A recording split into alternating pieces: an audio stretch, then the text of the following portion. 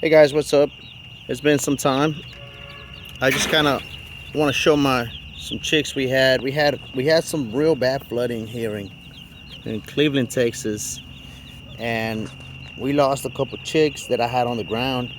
Water was pretty much flowing throughout the entire property. I saved what I could. I have some raised. I stuffed some of my chicks, some of my older chicks, with some bantams that I have, some bantams that I have. The miniature birds. I keep them high up. I have a. It's a three. One, two, three. Three at the bottom, three at the top. Coop, and I built it a long time ago. So now I use it for my bantams, for my miniature birds, and so I stuffed a bunch of chicks, as many chicks as I could, whatever I could get up there. So this is another thing why I really advise, or I really like this chick brooders here. I'm actually gonna make another one that's gonna be two, 4 by 12, and I'm gonna keep it elevated. I'm using this over here, picket fence, and I'm just gonna cut them in pieces, and I'm gonna use some of the smaller nails, um, staples, and it's gonna be real lightweight. So stay tuned for a video on that, on how to make that. And here you get the purple mark from Home Depot, and they're like 70% off. So I got those close to nothing. I need to buy some roof, put some sheet metal on this. So stay tuned, guys. I'm gonna make a video on that, uh, on how to make that coop, how to make that pen, and talk a little bit more about why I like them. This is a 1/4 inch mesh, so this is perfect for their toes. I haven't had any problems with their toes getting damaged or cut up. It's good enough to where each toe will cover about 3 of these squares here, so they could support themselves real good. Look at there. Yep. These guys are sleeping.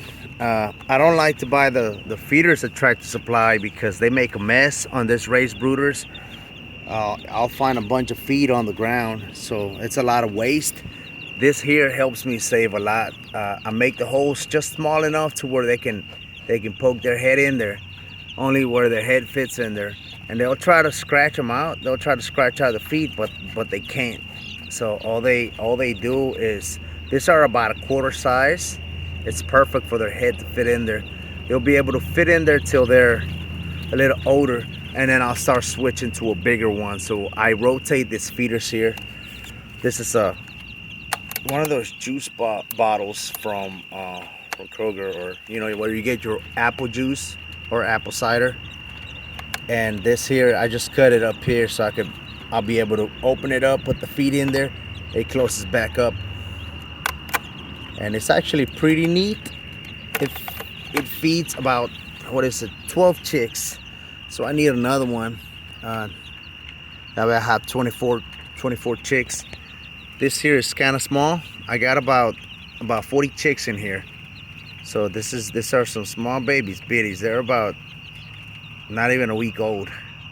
It's pretty humid and pretty warm out here in Texas right now. So I still keep the heat lamp because you don't want any drafts on them. I haven't had any problems down here. Now I know some states up north, you might need to protect the sides, that way they won't get some drafts, and then because that'll get them sick.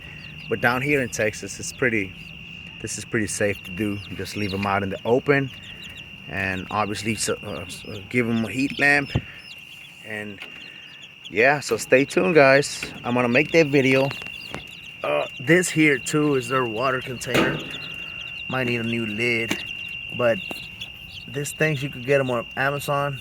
Now this is a cup that I had. I pretty much made it all myself because the ones from the store, I really don't like them. They make a mess.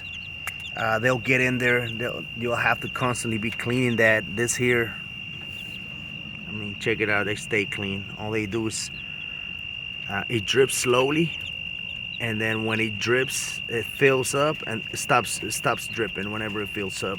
This float, that little yellow piece there you see, that's a float, and it'll seal it as there's enough water in there. They don't really work.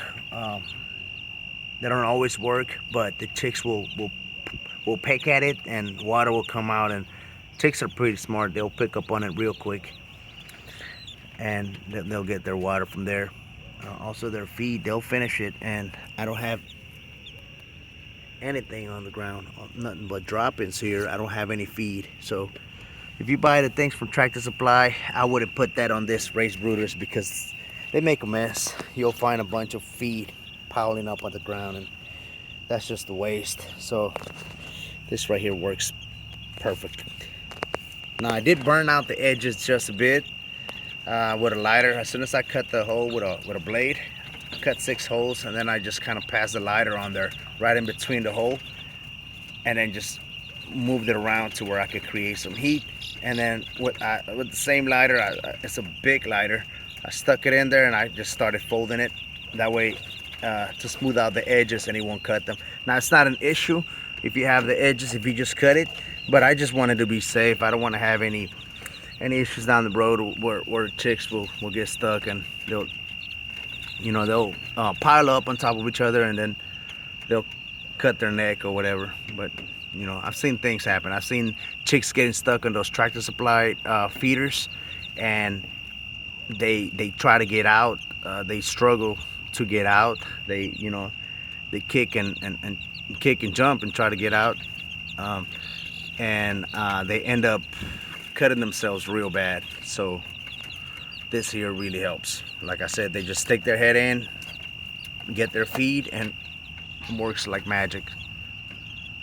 It's really good. I actually like it a lot. I haven't seen any drop-ins. They've been having this for about 4 days, and no feed, no waste. So anyways, thanks for watching, guys. Stay tuned. I am gonna make that brooder. I'm probably gonna add that to a playlist that I have on getting started raising game birds. So stay tuned, guys. I hope y'all liked the video, and I hope anybody that lived here in Texas or anybody that had any flooding was able to kind of make up and get back on track. Y'all have a nice day, guys. Thanks for watching.